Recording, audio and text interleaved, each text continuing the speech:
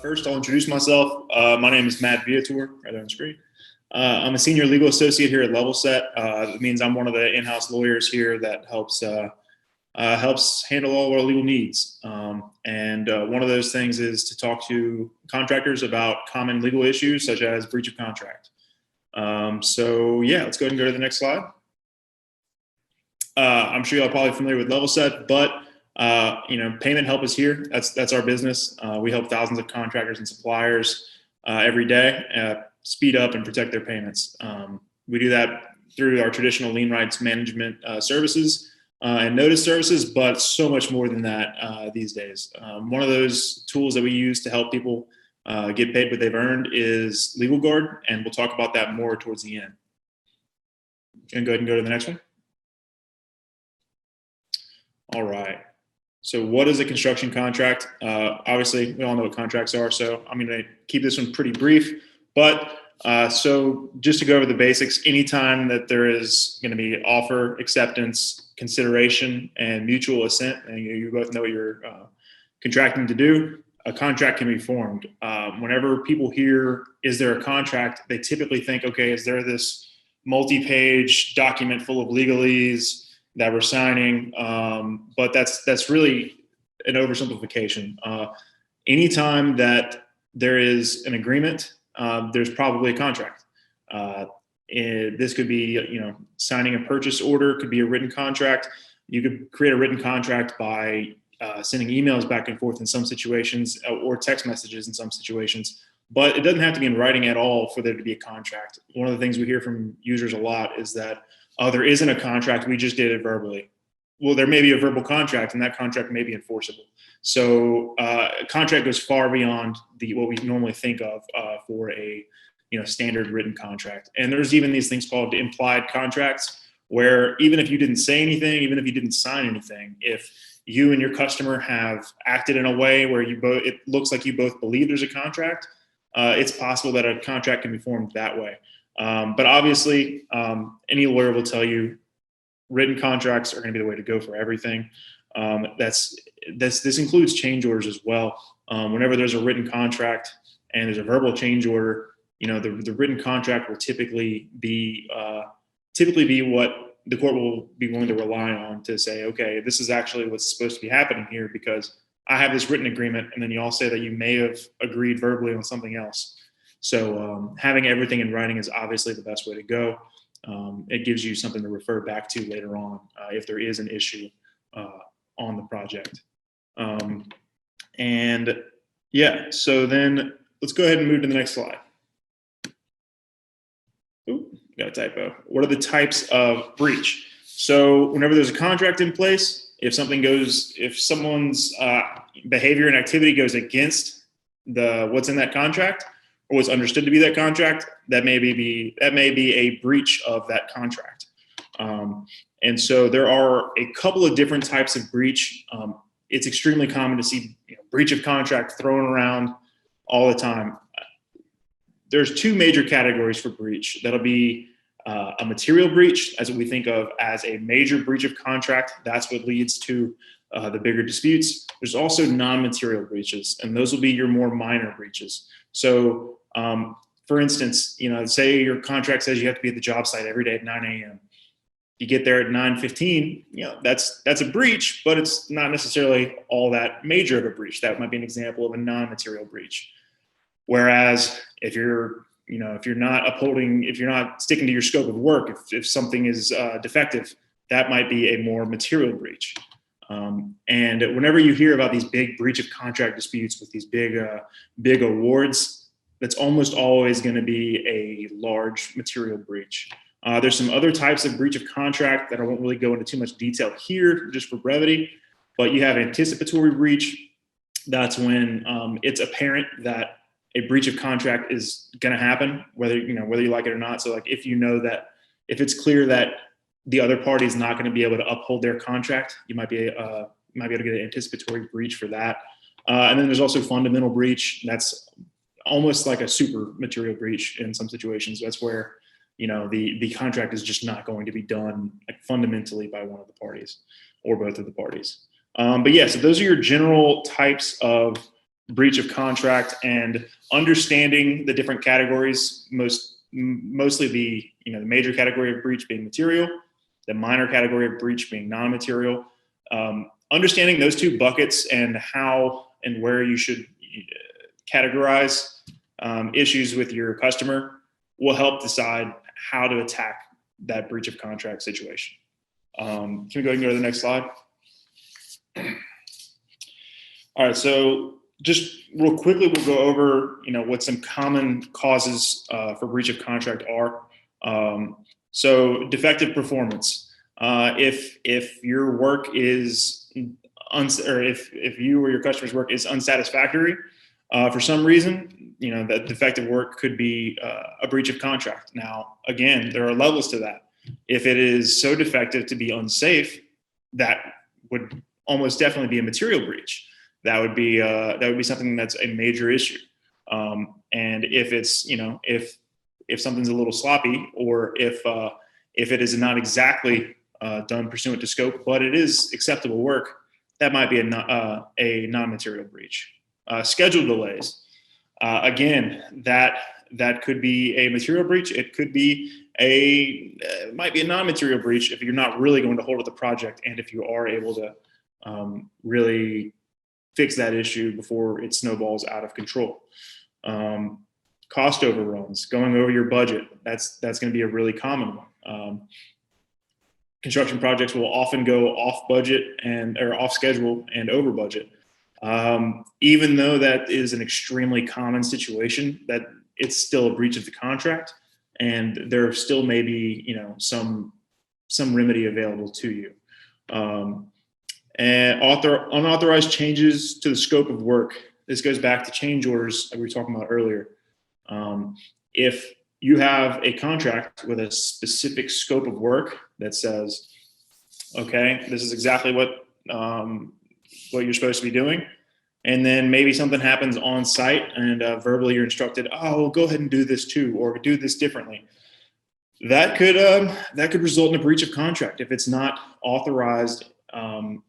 So contracts will often have guidelines for how change orders will be made. They must be in writing. They must be signed by the project manager, whatever that may be.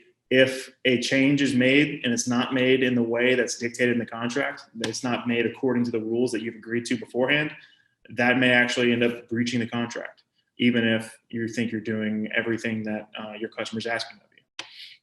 So those are some really typical causes for breach of contract. And again, every situation is going to be different.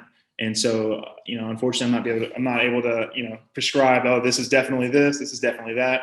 But yeah, based on the degree of these breaches, you can think about it and understand, okay, this breach of contract is so serious that it's going to affect these other trades. This is the project schedule.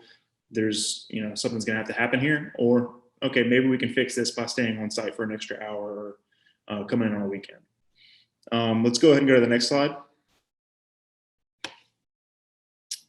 All right, what remedies are available if the contract is breached? So this is a big one, and I'll say that the next section will kind of come back and make this point a little bit more strongly. But keep in mind that not every breach of contract is going to result in a lawsuit. It's going to result in some big blow up. The breach may just result in you and your customer having a conversation saying, okay, how are we going to fix this? All right, creating a plan of action. And then, it might be resolved, in a matter of minutes. But for these remedies are kind of a better example of a major breach of contract situation, and where, you're having to go to court or small claims court, and the judge is going to have to get involved. So let's just go through some of those types of remedies. The first is going to be damages. That's the one that everyone tends to. Damages are going to be the one that everyone tends to think about. That's going to be money changing hands as a result of the breach, either flowing one way or the other. Typically, we think of compensatory damages. Compensatory, compensate, someone being compensated for a result of the breach. But there's also some other types of damages, punitive damages. That's going to be punishment. That's typically pretty uncommon.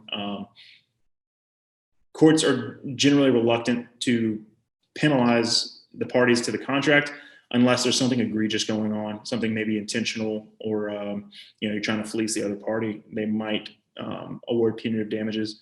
And then another really common one is going to be liquidated damages. It's extremely common for a contract to contain liquidated damages clauses. That's going to be, liquid cash. Like whenever liquidated damages are included in the contract, that means the contract is going to state specifically what the damages are as a result of a breach. So it might be if the completion of the project is delayed 1 month, you may have liquidated damages of X number, and that's in there to compensate for the delay on the project. But you can't just put anything you like in the contract. Well, you can put it there, but it doesn't necessarily mean that a court will give credence to that liquidated damages clause. So one thing it's important to remember with liquidated damages when you're writing your contracts and reviewing your contracts is that liquidated damages clauses are supposed to be tied to the actual damage. So if it's something in there that's obviously intended to be punishment, it might not be upheld as a liquidated damages clause. So, if you're 1 day over the schedule, you have to pay me $1 million. Unless there's some economic basis for that damage, chances are it could be considered punitive. It could be considered a punishment, and it might not be upheld as a legitimate liquidated damages clause. There are subcategories to all of these. There's specifics. There may be different terms that people use in different areas, but broadly, those are going to be your major categories of damages. Another way that a court may deal with a breach of contract is rescission. Again, I like the wordplay. So rescission, I think scissors. The contract is, you're effectively cutting the contract off. You're ending the contract, and you're putting everyone back in the position that they were before the contract. It's a common remedy, but it's not one of the ones that you tend to think of first. Reformation. This is reforming the contract. That means you're going to be recreating the contract with the new and updated terms based on the situation that you find yourself in. And then specific performance is one that logically makes a lot of sense when you first think about it. And it's one that a lot of people, would like to rely on. So specific performance means that the court would be forcing you and your customer to perform exactly as laid out in that contract. But the whole reason you're before that court is because there's been a breach, there's a big dispute, you're probably not getting along very well. Courts are reluctant to making people play nice, to making two parties come together in kumbaya. And so despite the fact that specific performance makes a lot of logical sense, it's in the contract, you should be doing that. So despite the fact that it makes a lot of sense, courts are typically pretty reluctant to go forward with specific performance. Now, and an exception to that would be whenever the parties are so specialized and so good at what they do, or if the issue is so specific that those parties are the only ones that can really even do what that contract is supposed to do. Then specific performance might become a little bit more common for your specialty material fabricators. Specialty manufacturers, that might be a situation where specific performance is a little more common because there's not going to be a lot of people with that specific knowledge to be able to, perform that contract.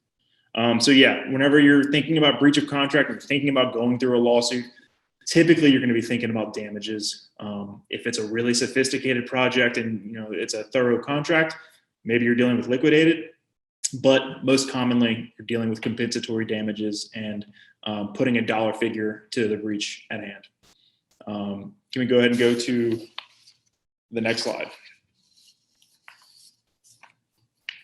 All right, what should you do if your contract has been breached? So the first step is going to be to review the contract again.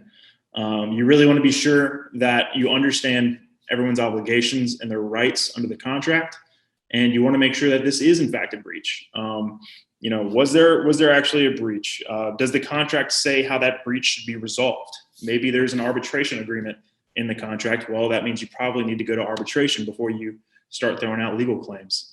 Maybe disputes are supposed to be resolved by the architect. That's a little bit old school, but it's still out there in some contracts. And maybe there are required notices relating to a breach. So maybe, once you realize that there's been a breach, maybe you're required to notify the other party. That way they can try and resolve it within a timely manner in order to avoid the issue snowballing out of control. So all three of those would be examples of contracts really trying to avoid those massive blowups, those court cases, those getting the lawyers involved and causing massive delays. So yeah, you should review the contract, make sure there's a breach, and then make sure that there's not or be aware of, at least, of how that breach is supposed to be resolved if the contract has anything about that at all. The next step, and again, this is all my opinion. Obviously, it's not legal advice. I'm a lawyer, but I'm not your lawyer. But I think these are some really reasonable steps. And this is what I would be advising my clients to do, would be that you want to ask yourself some important questions. What do you want to happen to resolve this breach of contract? Maybe what you want doesn't align with reality, but take out a piece of paper, write down what you want to happen. Think about what you think is fair, regardless of what you want. Is that fair? Is that reasonable? What do you think the other side is willing to do to resolve that breach? Maybe you think they're not willing to do enough, but it's a good idea to at least think about, okay, how are they going to respond to this? What's their likely reaction going to be, to anticipate their next move and, try and resolve it as amicably as possible. And then how much effort is it going to take to get them to go along and resolve the issue? We all know what it's like to have a bad customer, maybe somebody you work with all the time, but they don't always respond to issues the way that they should. So again, if you can anticipate the reaction, anticipate how much work you're going to have to do to get them to do what they're supposed to do, that'll get you in the right headspace to really approach the situation. And once you've done all that thinking and reviewing of the contract, it's probably time to go talk to the other party and try to come up with some creative solutions and get it resolved before you're having to call in the lawyers. I wrote down on my notes, it's a little corny, but you catch more flies with honey than vinegar, right? But anyway, negotiating, settling, moving forward without hard feelings it's the most common way to resolve breaches of contract. It's certainly the most common for non-material breaches, but even for material breaches, everyone wants to get it done, get the project done, get paid without having to get the dispute too formal. And it's going to be the fastest, easiest, and cheapest way to do it. Even if you're having to lay out some capital or go back and do some substantial reworking, or if they're going to have to do that, it's going to be cheaper than getting the lawyer involved and forcing them to do that. It's going to be cheaper than taking it to court and having them do that. And it can help to avoid the snowball effect of causing delays and ruining a customer relationship. If you're working with a customer and you're telling, you're willing to hash out a reasonable way of fixing that breach, maybe on the next job, whenever they're looking at bids, they're saying, oh yeah, wait, we worked with them before. Yeah, I like the way that they did business. So it typically, if it's at all avoidable and if it's not some high dollar issue, you're going to want to try and resolve these issues without having to bring in a lawyer. But lawyers are, we have our place in the construction dispute landscape. And so if necessary, it's a good idea to consult with a lawyer to make sure that you understand your rights and the implications of the breach. They can help negotiate the resolution with the other party. They can help review the relevant documents and communications that went back and forth to kind of let you know where you're at and the where they think you're at in the dispute. And they can tell you, hey, look, it's probably a better idea to go a different route, and here's why.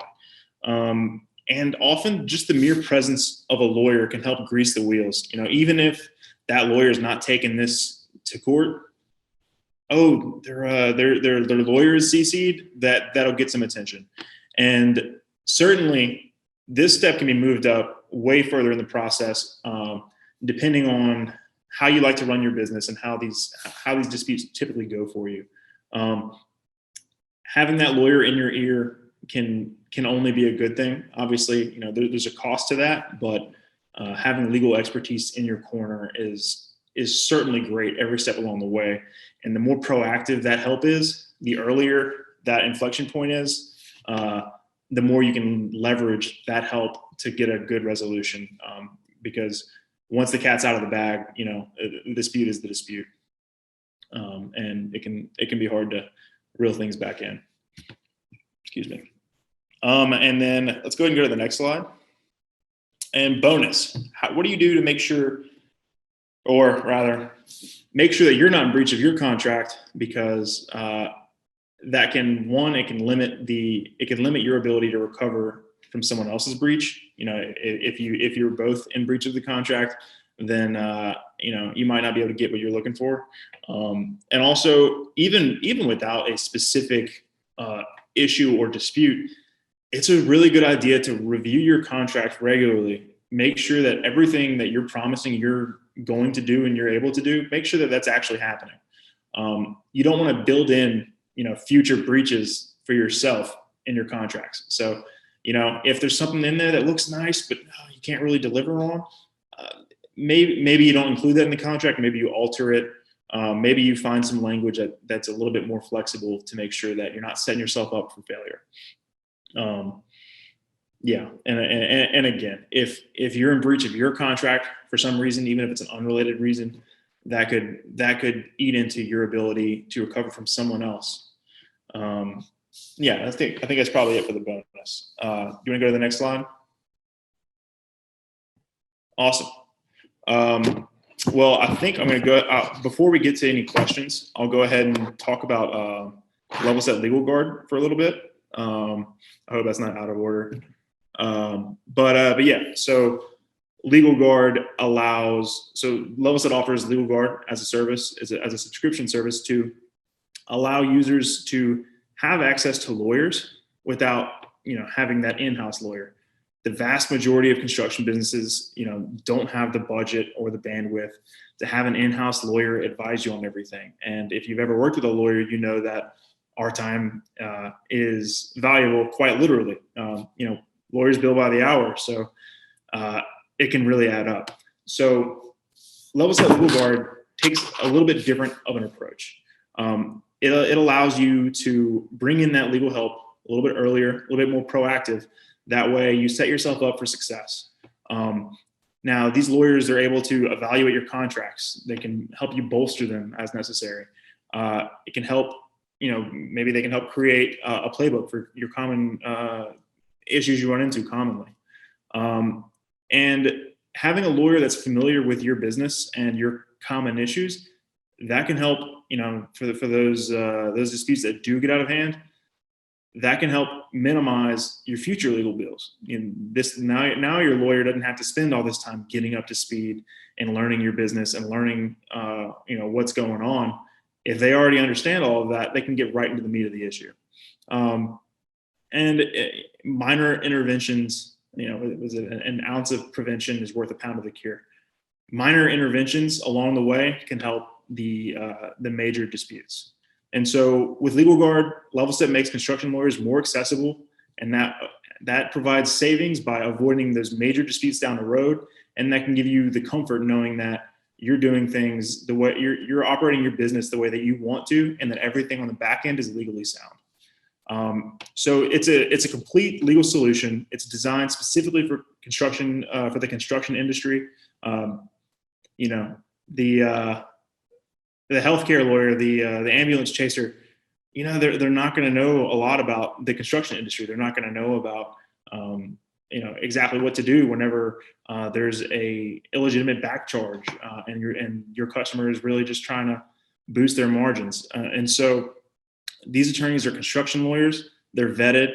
and they're going to help provide you legal coverage for every situation.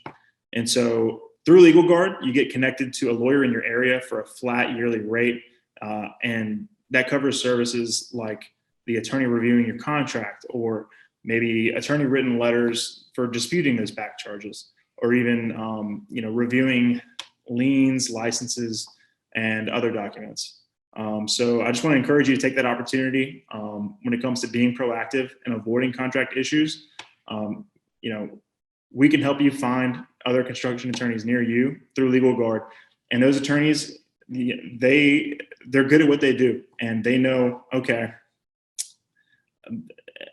poor change order etiquette is, that's where most of my clients get into issues. So let's go ahead and solidify that here. They know what the common issues are for construction businesses, and they'll be able to help you prevent those major disputes that can be business altering and even life changing.